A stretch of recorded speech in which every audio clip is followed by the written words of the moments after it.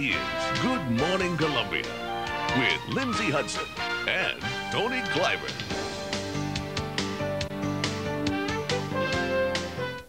The millennium is fast approaching, and besides the much-publicized Y2K problem, another year 2000 dilemma is plaguing people around the world. What are we going to call the next years? We have the 70s, the 80s, the 90s.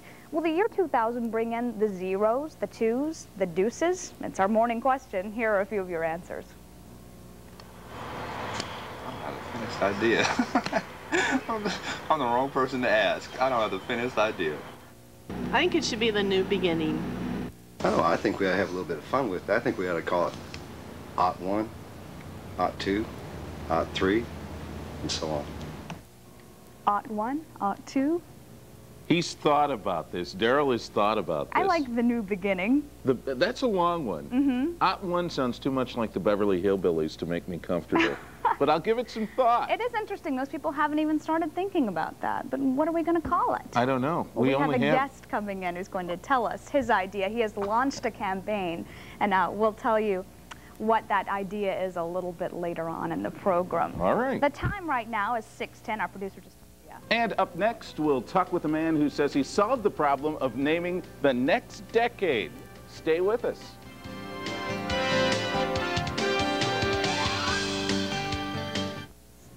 Well, only 8 months are left until the new millennium, leaving very little time to figure out a name for the first 10 years of the next decade. But local USD student Ryan Guerra has a name.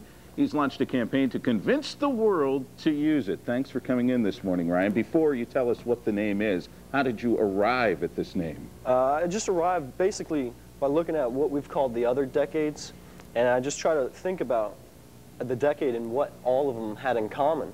And all the other decades had the 90s in common, the 80s, so all of it had, you know, a single common theme. And I looked to see what the next decade had in common, and all it was that every year in the next decade is only one digit, and thus the Unies was born. The Unies. The Unies. And you have done more than just talk about the Unies. You've made a bunch of T-shirts, which we've been showing you all morning. Can we get a shot of that? This one is actually much more advanced, we were saying earlier, than the first ones you came out with.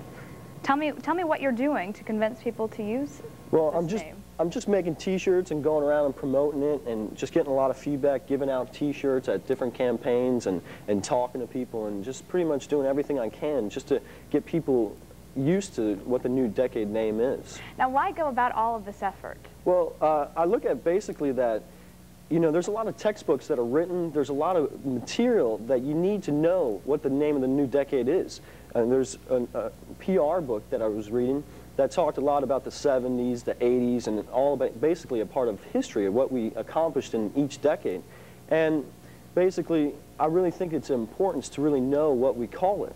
I mean, everybody needs to be on the same page. It's like the VHS tapes and the beta tapes, how there's, you know, a difference and we didn't know which one to choose. And I think this is basically like the same thing, that we really need to come together and figure out what it is. So what are you studying at USC, Ryan? Advertising. Oh, how did we know that? For you. Okay, so you come up with the Unies. Yes. Now, are you anticipating becoming part of the history books? Well, I really try to take the focus off of me and really just look at the name itself, because the name really that's what it's all about. I'm not trying to create anything that's catchy.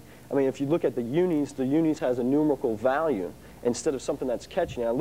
And what I think basically is, you know, I think society, if I can just go on, society really just, I don't know if they really want somebody to come and name the decade. That's why they try to refer to what we said in the past, but we really never had a name for the past. It's almost like winning the lottery, I believe, that if you can name the decade, that it sort of has similarities to that. Well, it's a very interesting concept. We'll have to see how this all pans out in the next decade. We might just see them in the history books. You never know. Ryan, can you use Unies in a sentence? Sure. The Miami Dolphins are the best team of the Unies. Interesting. It takes some getting used to, yeah, I have it does. to say. The but Unies. If you practice it, you'll get it, I guess. That's what we'll know. We'll try it for the next few days anyway and see how we like it. Ryan, thanks for coming in this morning. Well, Tony, as for the 90s, we've got some weather to talk about. It's going to be in the 90s soon. Yes, it's going to be in the...